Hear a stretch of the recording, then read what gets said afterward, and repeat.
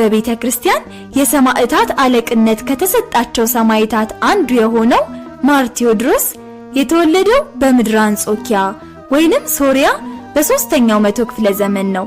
አባቱ ዮሐንስ በትውልድ ግብፃዊ የሆነ ክርስቲያን ነው። እናቱ ግን አስቸጋሪና ጣዖት አምላኪ ሶሪያዊት ነበረች። ባልና ሚስት አብረው ሲኖሩ ሚስት ባሏ ክርስቲያን መሆኑን አታውቅም ነበር። ቴዎድሮስ የእግዚአብሔር ስጦታ ማለት ነው። በተወለደ ጊዜ ግን ጠብ ተነሳ። እሱ ክርስትና ለማስነሳት፣ ሚስት ደግሞ ወደ ጣዖት ቤት ለመውሰድ ተጋጩ። ሚስት ወገኖቿ ባለስልጣኖች ናቸውና ልጁን ቀምታ ባሏን ዮሐንስን ወደ ግብፅ አሳደደችው። ዮሐንስ በስደት ባለበት ሀገር ስለ ልጁ ፈጽሞ ይጸልይ ያለቅስም ገባ። እግዚአብሔር ደግሞ ልመናውን ሰማ። ማርቲዮድሮስ ወጣት በሆነ ጊዜ ማንም ሳይጠራው ወደ ቤተ ክርስቲያን ሄዶ ተማረ፣ ተጠመቀ። ዕለትም ጾምና ጸሎትን ከምጽዋት ጋር ያበዛ፣ ድንግልናውን ለመጠበቅ ይተጋ ነበር። በዛው ልክ ደግሞ ገና በ20 ዓመቱ በጉልበቱ ኃያል፣ በውበቱም ደመግቡ፣ በጠባዩ ገራገር ነበርና ተወዳጅ ነበር። ነገስታቱም የአንጾኪያ የጦር ሰራዊት አለቃ አድርገው ሾሙት። እነሆ እስከ ዛሬ የሰራዊት አለቃ ተብሎ ይጠራል። ማርቲዮድሮስ በተሳተፈባቸው ጦርነቶች ሁሉ ተሸንፎ አያውቅም።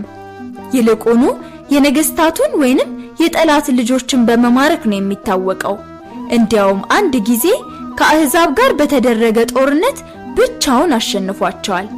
የፋርስ ሰዎች ሊዋጉ ሲመጡ መልአክ ከሰማይ ወርዶ ሰይፍ ሰጠው።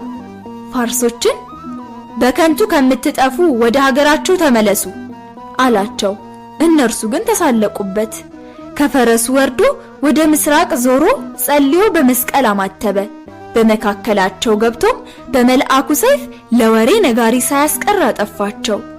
አንድ ቀን ወደ አንድ ከተማ ቢገባ ዘንዶ ሲመለክ አገኘ። ይባስ ብሎ የአንዲት ክርስቲያን ልጆችን ለመስዋዕትነት ሲያቀርቧቸው ተመለከተ። በስመ ሥላሴ አማትቦ በፈረሱ ላይም ተቀምጦ ዘንዶውን በጦር ገደለው። የዘንዶውም ርዝመት 24 ክንድ ነበር።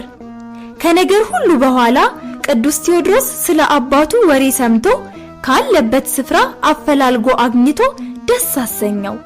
እስኪያርፍ አብሮት ቆይቶ ቀብሮት ወደ አንጾኪያ ሲመለስ ግን የሚያሳዝን ነገር ጠበቀው።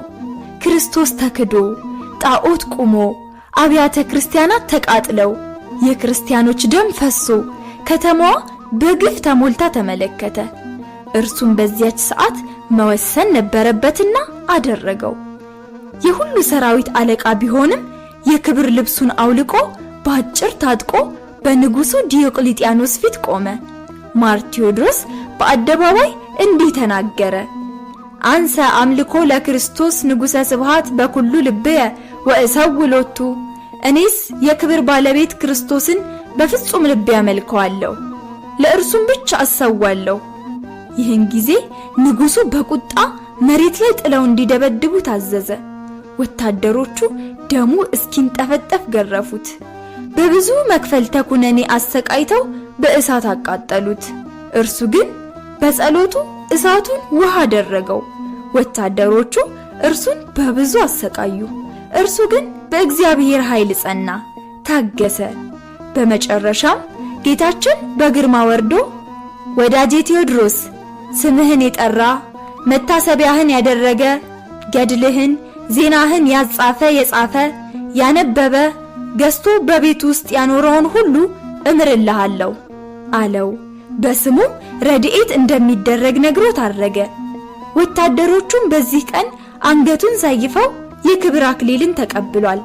እጅግ ብዙ ሺህ ሰዎችም አብረውት ተሰይፈዋል።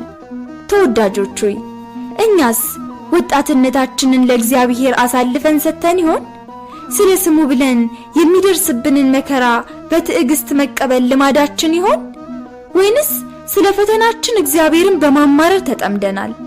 ዛሬ ላይ ስንቶቻችንን ክርስቲያን ተብለን ነገር ግን ስልጣን ጣፍጦን ጣዖት ቆሞ ቤተክርስቲያን ስትቃጠል ሀገሪቷ በግፍ ተሞልታ የክርስቲያኖች ደም ሲፈስ እያየን ኢትዮጵያ ባለ ሁለት አሃዝ ለውጥ ላይ ናት እያልን ቸል ነው። ስንቶቻችንን ምድራዊ ክብራችንን እንደ ማር ቴዎድሮስ አውልቀን ጥለን ክብሬ ኢየሱስ ክርስቶስ ነው ማለት ያቃተን።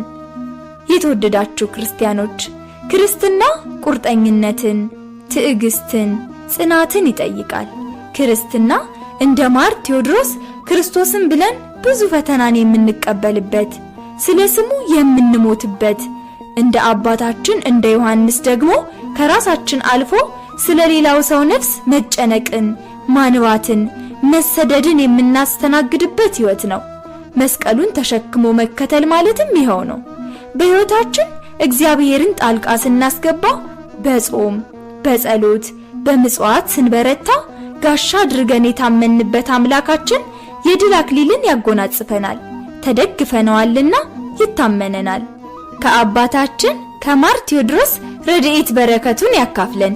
እኛም በክርስትና ሕይወታችን እግዚአብሔርን ደስ የምናሰኝ እንሆን ዘንድ መንፈሳዊነትን አጥብቀን እንያዝ።